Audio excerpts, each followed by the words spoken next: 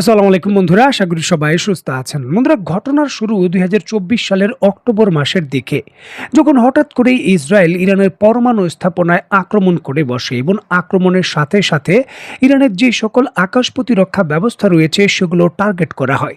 যেহেতু ইরান ব্যাপক ভিত্তিতে দীর্ঘকাল ধরে রাশিয়ার আকাশ প্রতিরক্ষা ব্যবস্থা তার প্রযুক্তির উপর নির্ভরশীল, বিশেষ করে S-300 এর মতো প্রযুক্তি, সেটা সরাসরি এত বড় মাত্রায় ক্ষতিগ্রস্ত হওয়ার পর রাশিয়ার সহযোগিতায় সেগুলোকে পুনরুদ্ধার করা অত্যন্ত গুরুত্বপূর্ণ হয়ে যায়। আন্তর্জাতিক রিপোর্ট বলছে ইরানের পক্ষ থেকে ওই সময় রাশিয়াকে জরুরি ভিত্তিতে সহযোগিতার জন্য আবেদন করা হয়। যে সকল টেকনিশিয়ান রয়েছে, বিভিন্ন ধরনের যে সকল যন্ত্রাংশ রয়েছে, ইরানকে দ্রুত সরবরাহ করে যাতে ইসরায়েলের বিরুদ্ধে তার আকাশ প্রতিরক্ষা ব্যবস্থাকে সক্রিয় করা যায় তার অনুরোধ করা হয়।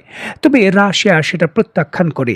রাশিয়ার পক্ষ থেকে বলা হয় ইউক্রেনের যুদ্ধের কারণে আপাতত তারা সাপ্লাই দিতে পারবে না। সেই 12 দিনের যুদ্ধে সরাসরি নিশ্চয়ই আপনারা দেখতে পাচ্ছেন ইরানের যে ঊর্ধ্বতন কর্মকর্তা রয়েছে তারাই অভিযোগ করেছিল যে ইরানের এই সকল আকাশ প্রতিরক্ষা ব্যবস্থার যে গোপন তথ্য রয়েছে সেটা ইসরায়েলের কাছে সরবরাহ করে রাশিয়া। যার জন্যই কিন্তু প্রথম দফায় হামলায় ইসরায়েল সরাসরি ইরানের আকাশ প্রতিরক্ষা ব্যবস্থাগুলোকে ওই সময় বিকল করতে পারে। এটি ইরানের পক্ষ থেকে অফিসিয়াল অভিযোগ ছিল। দেখুন, এরপর দীর্ঘ সময় পেরিয়ে গেছে, রাশিয়া এখন পর্যন্ত পূর্ণাঙ্গ S-400 সরাসরি ইরানকে এখনো ডেলিভারি দেয়নি। S-400 এর বি বার্ড যে রাডার রয়েছে সেটা দেওয়া হয়েছে, ফায়ারিং টেস্ট করার জন্য ফোর্দোর কাছাকাছি কিছু যন্ত্রাংশ দেওয়া হয়েছে। তবে S-400 এর যে কার্যকর পূর্ণাঙ্গ ইউনিট রয়েছে সেটা এখনো ইরান হাতে পায়নি।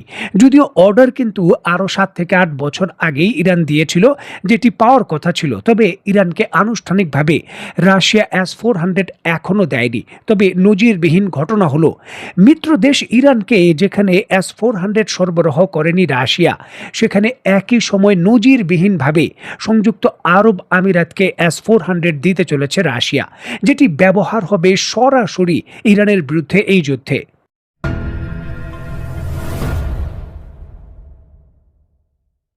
দেখুন, হাওয়ার উপর কোনো খবর নয়, একেবারে পাকা খবর। স্ক্রিনে নিশ্চয়ই আপনারা দেখতে পাচ্ছেন the euro Asian Times, middle east monitor, এমনকি ফোর্বসের মতো যে বড় সংবাদ মাধ্যম এই বিষয়ে বিস্তারিত রিপোর্ট প্রকাশ করেছে। 2017 থেকে 2022 সালের মধ্যে তুরস্ক এই রাশিয়া থেকে যে 2 ব্যাটারি বা 2 ইউনিট S-400 আকাশ প্রতিরক্ষা ব্যবস্থা পেয়েছিল, যেটি তারা যুক্তরাষ্ট্রের সঙ্গে উত্তেজনা এবং নিষেধাজ্ঞার কারণে কাটসা আইনের কারণে ব্যবহার করেনি, নিজের দেশে রেখে দিয়েছিল, সেটি এখন তারা সংযুক্ত আরব আমিরাতের কাছে বিক্রি করবে। এবং রাশিয়ার পক্ষ থেকে সংযুক্ত আরব আমিরাতে ডেলিভারি দেওয়ার বিষয়টি অনুমতি দিয়ে দেওয়া হয়েছে। তারা বলেছে যে এই বিষয়ে তাদের কোনো আপত্তি নেই।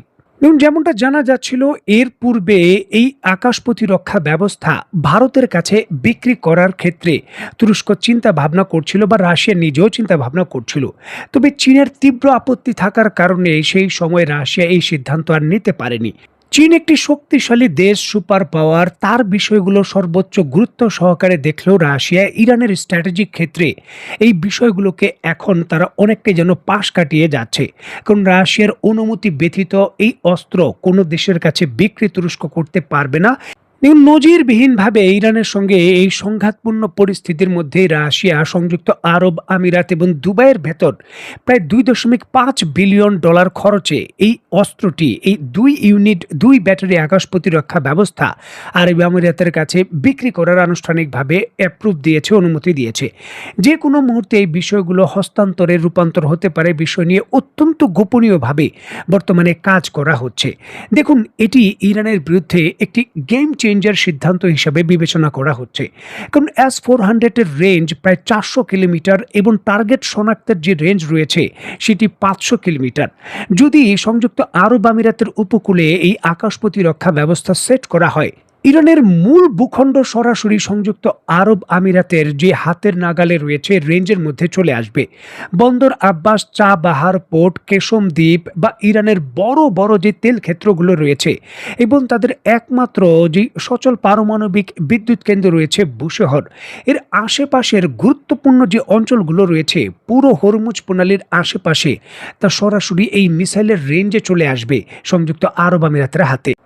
তুরস্ক যুক্তরাষ্ট্রের সঙ্গে তার সম্পর্ক আরও শক্তিশালী করতে চায় এবং F-35 প্রোগ্রামে সে আবার ফিরতে চায় এবং তাদের যুদ্ধ বিমানের যে ইঞ্জিন রয়েছে পঞ্চম প্রজন্মের কান যুদ্ধ বিমানের ইঞ্জিন, সেটাও তারা যুক্তরাষ্ট্র থেকে নিতে চায়। আর এই জন্যই কিন্তু তারা তাদের কাছে থাকা S-400 আকাশ প্রতিরক্ষা ব্যবস্থা যুক্তরাষ্ট্রের পরামর্শে তারা কিন্তু এই সংযুক্ত আরব আমিরাতে হস্তান্তর করতে যাচ্ছে, যেটি অন্যতম ভূ রাজনৈতিক গেম চেঞ্জার সিদ্ধান্ত হিসাবে বিবেচনা করা হচ্ছে। বিশেষ করে রাশিয়ার সম্মতির বিষয়টি এখানে খুবই গুরুত্বপূর্ণ মনে করা হচ্ছে। একটি যুদ্ধকালীন পরিস্থিতিতে মিত্রর বিরুদ্ধে এই ধরনের শক্তিশালী অস্ত্র বিক্রির অনুমতি পুরো যুদ্ধক্ষেত্রে প্রভাব বলয় এবং যে কোনো ধরনের ফলাফলের ক্ষেত্রে বড় ধরনের ভূমিকা রাখতে পারে। আর এই জন্যই কিন্তু ইরান মোটেও এই সিদ্ধান্তকে ভালোভাবে নিচ্ছে না, কারণ এটির যে প্রতিক্রিয়া বা এর যে প্রভাব শুধু সাময়িক সময় নয়, দীর্ঘকালীন সময় ধরে এর প্রভাব সরাসরি ইরান এবং আভ্যন্তরীণ নানান বিষয়ে পড়বে।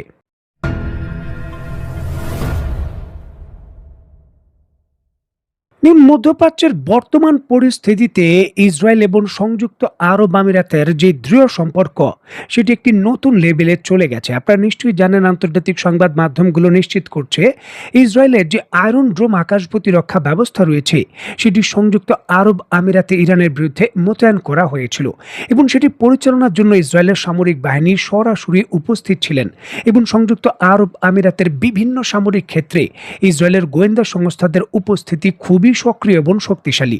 এমতো অবস্থায় এই S-400 সরাসরি সংযুক্ত আরব আমিরাতে ডেলিভারি দেওয়া বা সক্রিয় করা ইসরায়েলের জন্য একটি বড় সুযোগ হিসাবে দেখছে সামরিক বিশেষজ্ঞরা। সামরিক বিশেষজ্ঞরা বলছেন যে ইসরায়েলের এখন অত্যন্ত কাছ থেকে S-400 আকাশ প্রতিরক্ষা ব্যবস্থাকে পর্যবেক্ষণ করার ইসরায়েলের সুযোগ হবে। এই আকাশ প্রতিরক্ষা ব্যবস্থাগুলো কি করে কাজ করে, এর দুর্বলতা কি, সেই বিষয়গুলোকে কেন্দ্র করে গবেষণা এবং নানান ধরনের তথ্য উপাত্ত সংগ্রহ করার বিষয়েও তারা অনেক দূর এগিয়ে যাবে। দেখুন, ইসরায়েলের বিভিন্ন ধরনের এই ধরনের উপস্থিতি নিয়ে কখনোই অস্বস্তিতে রাশিয়া ছিল না, বরঞ্চ রাশিয়ার বিরুদ্ধে দীর্ঘ সময় ধরেই অভিযোগ ছিল যে ইসরায়েলের সঙ্গে সমন্বয় করে সিরিয়ার ভেতর দীর্ঘকালীন তারা মিশন পরিচালনা করেছে। এখনও কিন্তু একইভাবে তারা ইসরায়েলকে সহযোগিতা করে আবার মধ্যপ্রাচ্যের দেশ এই সিরিয়ার ভেতর তারা ফেরার চেষ্টা করছে কিনা সেগুলো প্রশ্নবিদ্ধ।